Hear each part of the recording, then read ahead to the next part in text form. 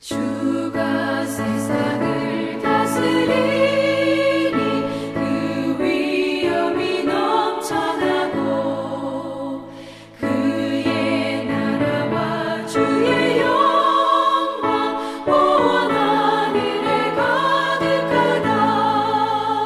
저 흉악한 막 위에 물이 다 멸망케 하시는 주, 이 찬양을 주께 드리니 큰 영광을 받으소서.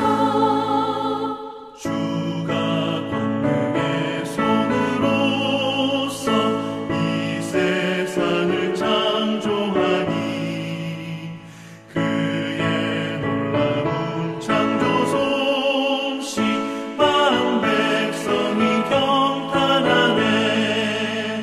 저 하늘의 별들도 모두 주 영광을 나타내요. 늘 돌보아 주시는 주께 큰 영광을 돌립니다.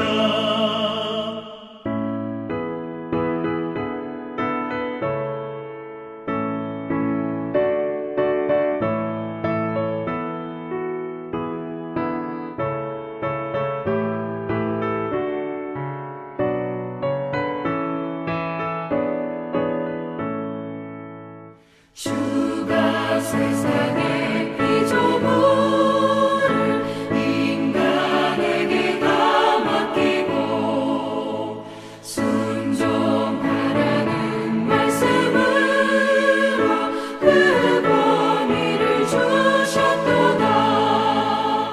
온 땅 위에 주님의 위엄 늘 넘치며 가득하니 그 나라와 주님의 영광 온 천하에 찬란하다.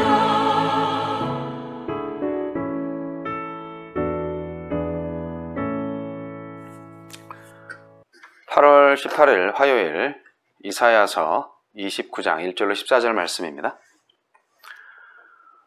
슬프다 아리엘이여 아리엘이여 다윗이 진친 성읍이여 해마다 절기가 돌아오려니와 내가 아리엘을 괴롭게 하리니 그가 슬퍼하고 애곡하며 내게 아리엘과 같이 되리라. 내가 너를 사면으로 둘러 진을 치며 너를 애워 대를 쌓아 너를 치리니 내가 낮아져서 땅에서 말하며 내 말소리가 낮이기 티끌에서 날 것이라. 내 목소리가 신접한 자의 목소리같이 땅에서 나며 내 말소리가 티끌에서 찌꺼리리라. 그럴지라도 내 대적의 무리는 세미한 티끌 같겠고 강포한 자의 무리는 날려가는 겨 같으리니 그 일이 순식간에 갑자기 일어날 것이라. 만군의 여호와께서 우레와 지진과 큰 소리와 회오리 바람과 폭풍과 맹렬한 불꽃으로 그들을 징벌하실 것인즉 아리엘을 치는 열방의 무리 곧 아리엘과 그 요새를 쳐서 그를 곤고하게 하는 모든 자는 꿈같이 밤의 환상같이 되리니 줄인 자가 꿈에 먹었을지라도 깨면 그 속은 여전히 비고 목마른 자가 꿈에 마셨을지라도 깨면 곤비하며 그 속에 갈증이 있는 것 같이 시온산을 치는 열방의 무리가 그와 같으리라. 너희는 놀라고 놀라라. 너희는 맹인이 되고 맹인이 되라. 그들의 취함이 포도주로 말미암음이 아니며 그들의 비틀거림이 독주로 말미암음이 아니니라. 대저 여호와께서 깊이 잠들게 하는 영을 너희에게 부어주사 너희의 눈을 감기셨음이니 그가 선지자들과 너희의 지도자인 선견자들을 덮으셨음이라. 그러므로 모든 계시가 너희에게는 봉한 책의 말처럼 되었으니 그것을 그걸 아는 자에게 주며 이르기를 그대에게 청하노니 이를 읽으라 하면 그가 대답하기를 그것이 봉해졌으니 나는 못 읽겠노라 할 것이요. 또 그 책을 글 모르는 자에게 주며 이르기를 그대에게 청하노니 이를 읽으라 하면 그가 대답하기를 나는 그를 모른다 할 것이니라. 주께서 이르시되 이 백성이 입으로는 나를 가까이 하며 입술로는 나를 공경하나 그들의 마음은 내게서 멀리 떠났나니 그들이 나를 경외함은 사람의 계명으로 가르침을 받았을 뿐이라. 그러므로 내가 이 백성 중에 기이한 일 곧 기이하고 가장 기이한 일을 다시 행하리니 그들 중에서 지혜자의 지혜가 없어지고 명철자의 총명이 가려지리라. 아멘. 봉한 말씀. 위선적인 예루살렘의 제사를 거부하시고 예루살렘 자체가 제단이 되는 불의 심판을 받겠다 하십니다. 그럼에도 그들을 극적으로 건져내셔서 모든 것이 하느님의 손에 달려있음을 보이십니다. 하나님은 어떤 분이십니까? 1절로 4절. 다윗이 얻어 왕의 도성으로 삼은 성읍 아리엘을 징계하십니다. 아리엘은 예루살렘을 가리키는 말입니다. 또 문자적으로 제물을 태우는 제단의 윗부분을 의미합니다. 유다 백성은 해마다 형식적인 예배를 빠짐없이 반복했지만 하나님의 말씀에는 불순종했습니다.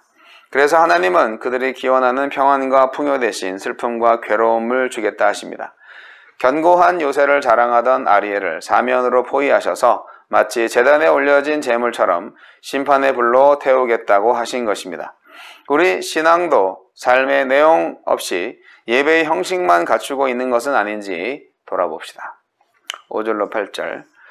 그럴지라도 유다를 기억하십니다. 예루살렘을 포위하고 함락 직전에 이르렀던 원수들을 바람의 곁처럼 순식간에 흩어버리십니다. 그리고 수월의 문턱까지 내려갔던 예루살렘을 구원하십니다. 갑작스러운 이 상황에 원수도 예루살렘도 꿈꾸는 듯 어리둥절할 것입니다. 이 일로 유다는 심판도 구원도 오직 하나님의 손에 달려있음을 비로소 깨달을 것입니다. 회생의 기회가 전혀 없는 절망적인 상황일지라도 하나님은 순식간에 상황을 바꾸실 수 있는 분입니다. 9절로 12절. 말씀을 주셔도 듣지 않고 행악하는 백성을 심판하기로 작정하십니다. 선지자와 선견자의 눈을 덮으심으로 유다 백성의 눈을 감기실 것입니다. 계시의 단절에서 이미 심판은 시작된 것입니다. 홍수가 나면 마실 물이 귀한 것처럼 지금 우리는 어느 때보다 쉽게 말씀을 접할 수 있지만 말씀을 귀히 여기며 말씀대로 살기 위해 애쓰는 사람이 드뭅니다. 말씀을 소유하고도 행하지 않는다면 있는 것도 빼앗길 것입니다. 우리 사회가 더 어두워지기 전에 한국교회가 영적으로 더 깊은 잠에 빠지기 전에 말씀에 반응하며 깨어나기를 간구합시다. 13절 14절. 우리에게 주시는 교훈은 무엇입니까? 유다 백성의 말과 마음이 일치하지 않습니다. 하나님을 경외한다는 그들의 말은 배워서 익힌 틀에 박힌 종교적 수사일 뿐이고 그들의 마음은 하나님에게서 멀었습니다. 습관적인 신앙 언어보다 마음에 새기고 순종한 삶의 언어로 하나님께 영광 돌립시다. 네, 오늘 말씀은 BC 701년 아수르 왕 산헤립이 예루살렘을 포위 공격할 때 주신 말씀입니다. 구약 성경은 여기에서만 예루살렘을 아리엘이라고 부릅니다. 여호와의 성전이 있는 예루살렘이 성전 주인 여호와에 의해 공격을 당한 것이죠.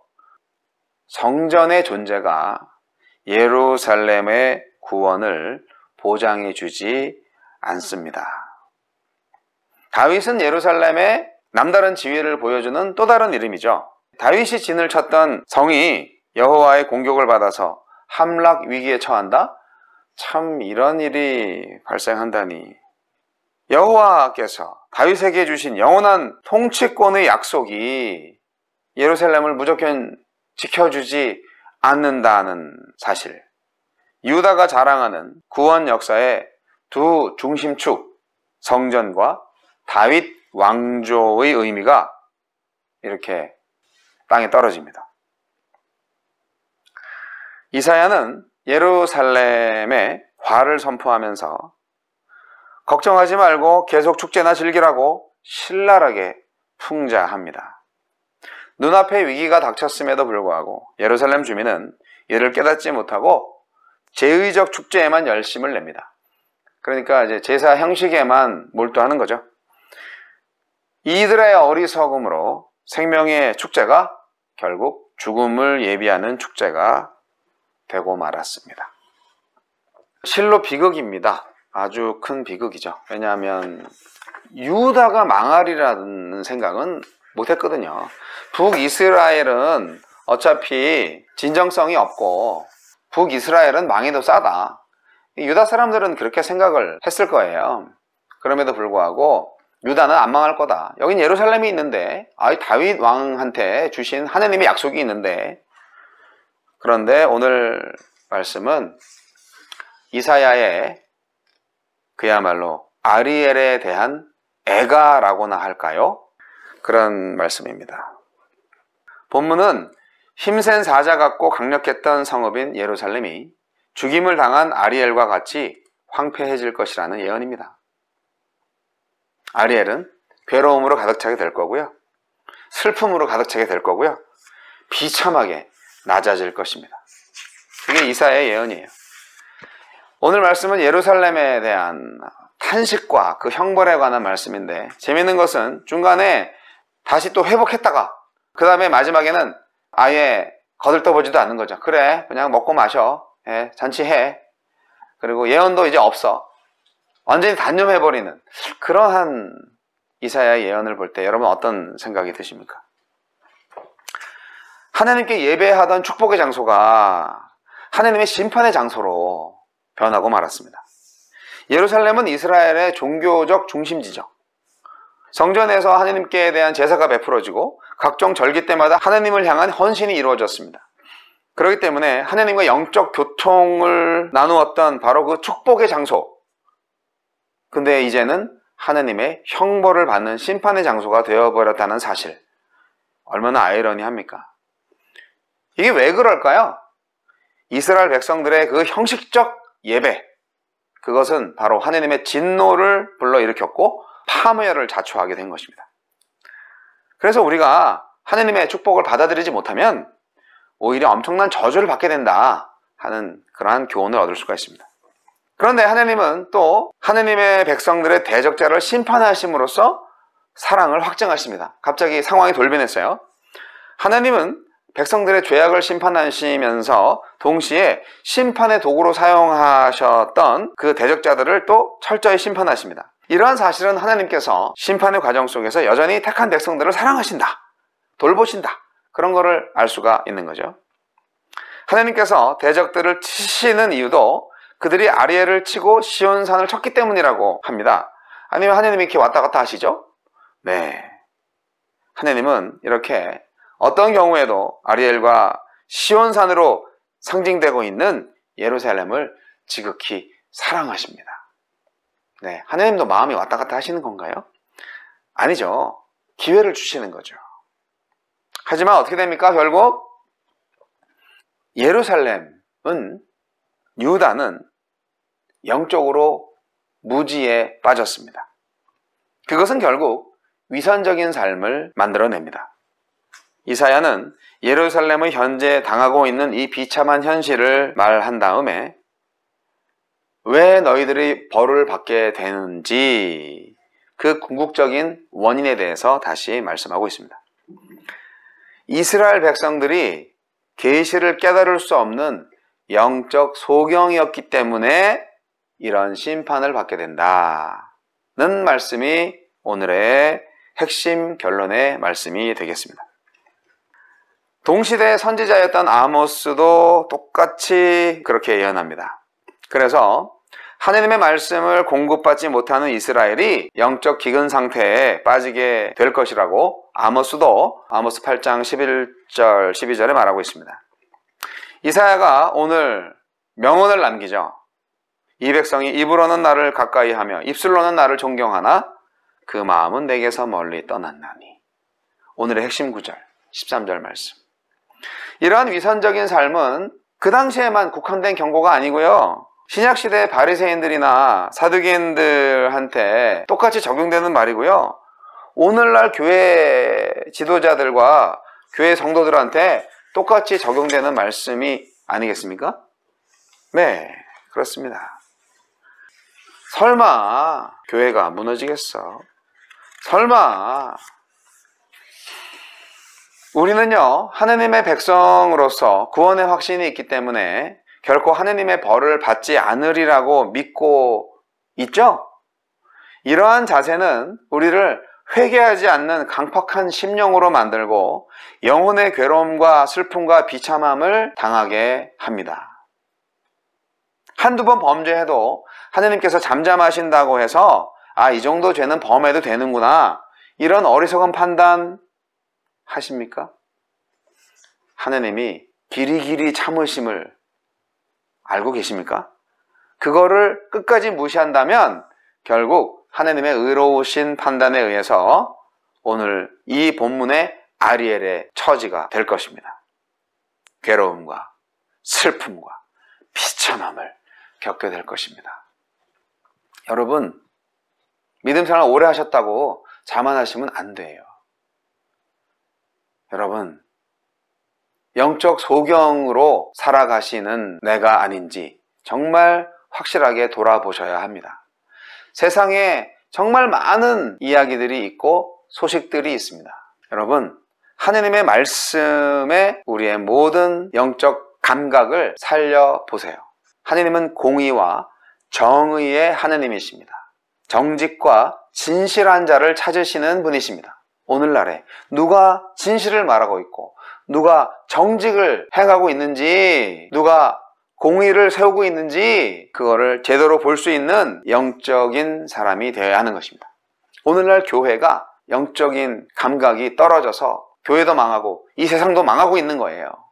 오늘 이사야와 같은 선지자가 있다면 그의 말씀에 귀 기울이시고 당장 하느님께 회개하여 다시금 하느님의 회복을 경험하실 수 있어야 되겠습니다. 구원의 확신은 중요합니다. 그러나 구원의 확신이 혹시 자기를 속이고 자기 착각에 빠지는 바로 그런 상태에서의 구원의 확신이라면 그것은 확신이 아니라 위선입니다. 우리의 생각과 우리의 말, 그리고 우리의 행동, 우리의 믿음이 하나가 되어야 합니다.